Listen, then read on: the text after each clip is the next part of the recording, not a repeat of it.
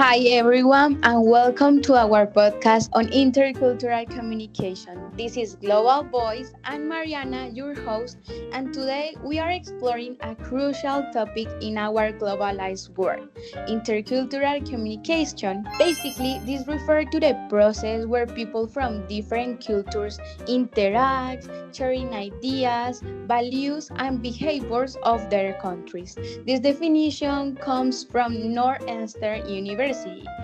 That's why I'm so excited because today we have some special guests from different countries. Let's welcome Juan, a psychologist from Mexico, Alberto, a chemical engineer from Italy, and last but not least, Valentina, another chemical engineer from the UK. Welcome everyone. How do you feel in Colombia now? Fine, thanks. I appreciate the invitation. Hello, Mariana. I'm super happy to be with you guys. I love Colombia. I'm so glad to be here and thank you for the invitation.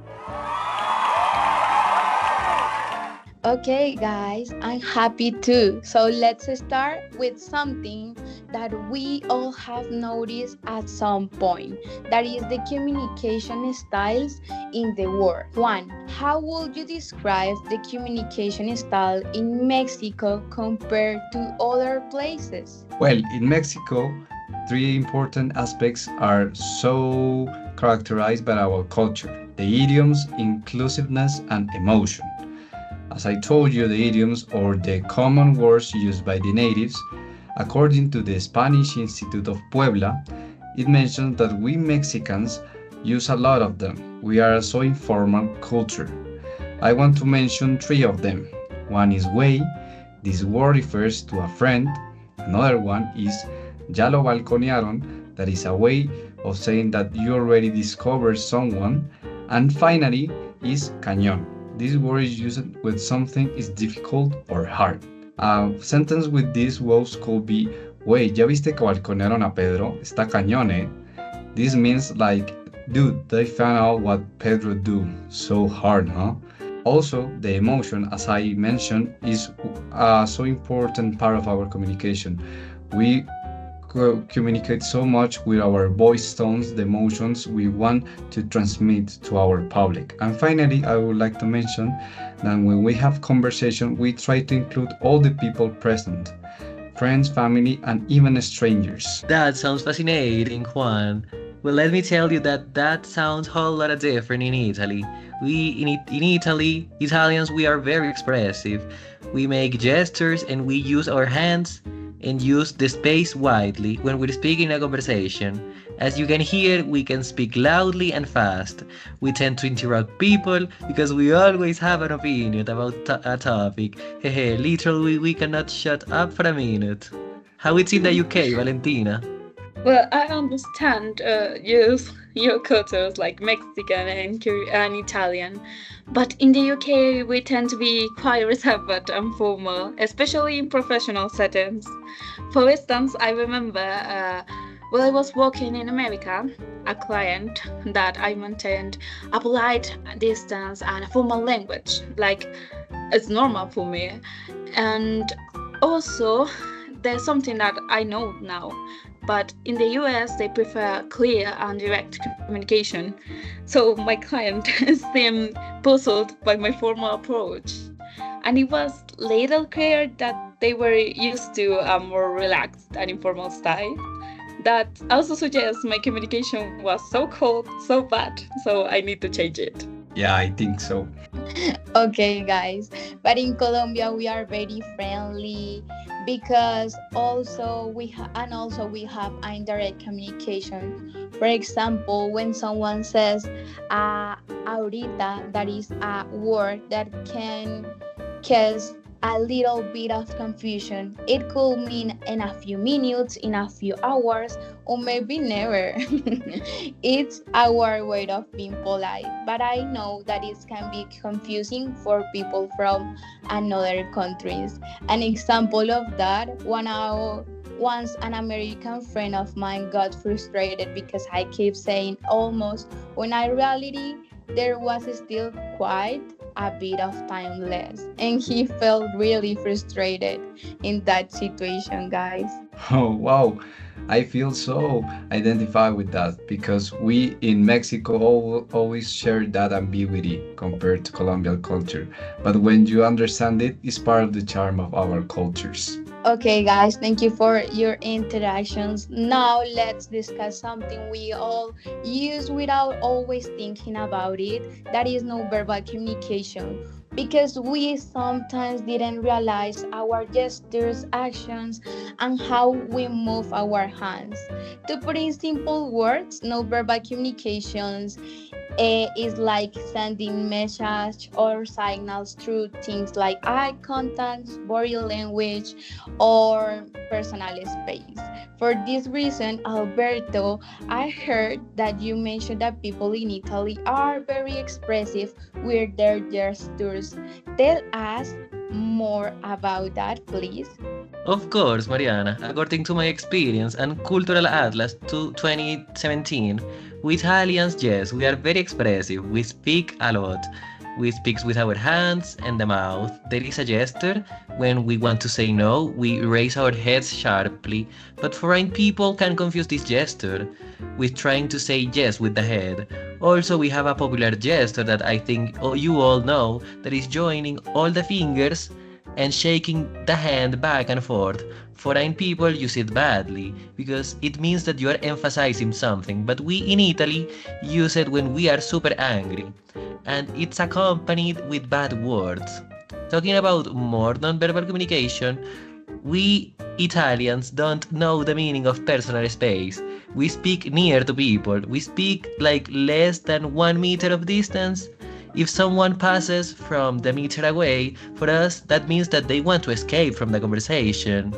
Also, another non-cultural aspect is the look in the eye. I think also here in Colombia and other countries, people look in the eye when you are speaking to them.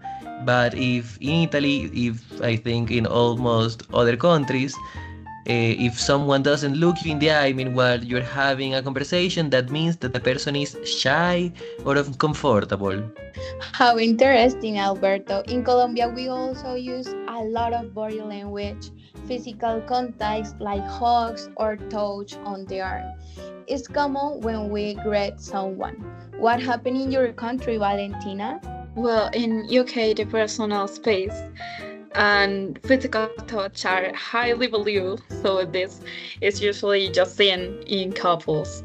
But I know that 60% of communication is nonverbal, may having said, but in Colombia this goes other levels.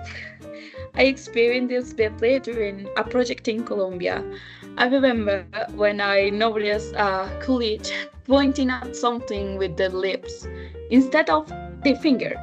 It caught me off guard. I was like, are you training a dog? Why are you doing that? Because in the UK, we typically use our hands just for gestures, no more. And something like this might be unpolite. Well, talking about politeness in Mexico, we think eye contact is so important because it's a way of showing respect and attention.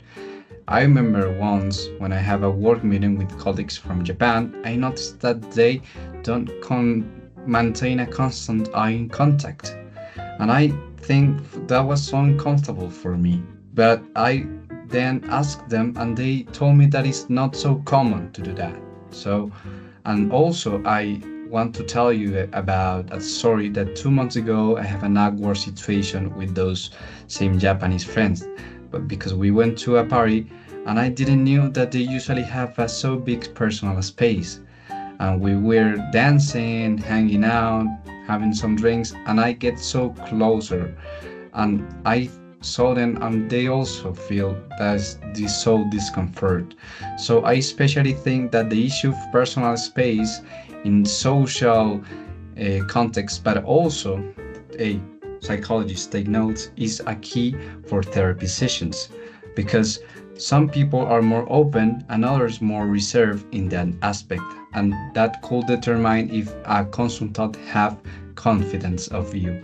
So since that Japanese occasion, I'm more aware of personal space. Okay, Juan, thank you. But now let's talk about something dramatic and different and more interesting, that is cultural misunderstanding. Those are difficult to avoid when we interact with people of different cultures, because this can happen when people from different cultural backgrounds interpret or respond to behaviors, costumes, or expression differently that we expect at the first time. So, Valentina, have you ever experienced a cultural misunderstanding with someone related to costumes or slangs in the UK? Mariana, I actually do feel it all the time. When I'm in America, even when I'm talking English, I feel like I cannot be totally understood. But pointing out more what you say, I was working one in Japan, and after a presentation, my manager told me that my proposal was interesting. So I felt relieved. I think that was a positive response. But later, I learned that in a Japan context, interesting is actually mean that they don't like it. But I was like, this cannot be possible. So I was in a bad cultural shock. So I do an investigation, and I found a book of Richard Lewis called "When Cultures Collide." And in cultures as Japan, people may use back language and indirect feedback to confrontation because they like the harmony. So this experience made me change my professional interactions at that country. So yep, that happened to me. Wow, I didn't know Valentina also have these Japan issues. I'm so happy to know that I am not the only one. And I would like to mention also findings that were found by the study realized by the UNAM University from Mexico, and they make a comparative study between my culture and Koreans. So they found that Mexicans don't like that people talk about their ages. However, for Korean culture, an age is a so important factor to refer to someone if they have more or less respect. Also, they found that Koreans like to resolve their problems in public spaces, while Mexicans, and I agree with that, prefer to resolve the difference in private. We don't like to make a huge drama. And finally, I would like to highlight that Koreans give so much importance to work colleagues. They consider them as a family. However, we Mexicans are not so interesting in our work colleagues most of the time. We are more concerned about our own family. And it makes so sense because I consider the values that create Mexican culture are so focused on developing and maintaining a family. Wow, Juan. You know, it's the opposite in Italy. It happened a lot of misunderstanding with foreigners or serious people. If someone talks to us very seriously, we mistake politeness for disinterest. I know that we talk fast. Not everyone can follow our speed. For example, I have American friends and English friends that are so direct, like Valentina. They go straight to the point, and they tend to think that we are way too expressive, and they consider us rude. Also, it happens to me when I'm talking with some Germans or Asians that they are so serious, like really, they are just staring and looking you in the eye meanwhile you are talking, and they are not saying anything. For me, a conversation is talk and talk for both parts. Okay, guys, thank you for the amazing stories that we can all relate to. But now, let's change the course of the conversation. The topic that is very important today is diversity in the jobs, as we all have had the chance to work with people from around the world. It helps us to understand the importance of valuing and recognize that we all are different and that we can contribute greatly because of our difference. So for this reason, Alberto, have you ever worked in a multicultural teams? How was your experience? How do you feel working with different people of the in the world. Yes, Mariana, I have. According to my experience and Cross Cultural Academy 2024, I can say that Italians, it was hard at the very beginning working with other people, foreign people, because we in Italy, we are very relaxed with the dates and obligations. We are very informal. We appreciate a lot if someone calls saying us, hey, I'm going to be late to the meeting. But if they don't notify us, we consider that 20-30 minutes of waiting is appropriate. After that time is passed, the person is late. So in the multicultural teams I have worked, it was hard because I have many points of view of how to do a project. But the key is listening widely to what the other members are telling. Also for me, I need to learn being a little bit more formal because at work the boss is authoritarian. He or she is very communicative, but as it is authoritarian, he also treats us informally and makes the job a familiar working place. So that is why it's hard with foreign people that they are not relaxed, that they do not speak fast. They are very educated and respectful. That's why I should be when I'm working with Americans, Asians, Germans, and those people. What about you, Valentina? I understand. But if my boss treat me informal, I will think he needs me to do a favor or he want me to work extra hours. Working with a multicultural team is, as you said, incredibly enriching. I know that Nancy Adler said that it's important to also take in mind cultural sensitivity in diverse teams. I'm telling you this because once a team member from India remained silent in meetings, which we misinterpret as disinterest. But it's not for her. For her was totally normal to be in silence 2 hours because for her was disrespectfully to interrupt our arguments. And this is really important because the company almost dismissed her. Wow, I didn't expect that. And also, I like so much the question you did to us because that makes me think about the current migratory situation we have in Mexico. And I feel that I, as a psychologist, and most of the people that work on humanitarian area need to develop an open mind and tolerance to receive people from different cultures. As you know, people from South America, Africa, and Asia to achieve that American dream. So I have also have to work with colleagues from other countries sent by the United Nations or Doctor Without Frontiers. And we also have this kind of conflicts talking about language and verbal and non-verbal communication. However, these experiences has helped me to be a more tolerant and culturally intelligent person. Okay, guys, our time is up today. But finally, I want to give a brief reminder about intercultural communication because it's an adventure full of challenges and learning experience. Through the conversation and the stories that we share today, we see how our cultural difference can enrich our life and relationships, but also how they can create misunderstanding if we don't understand them well.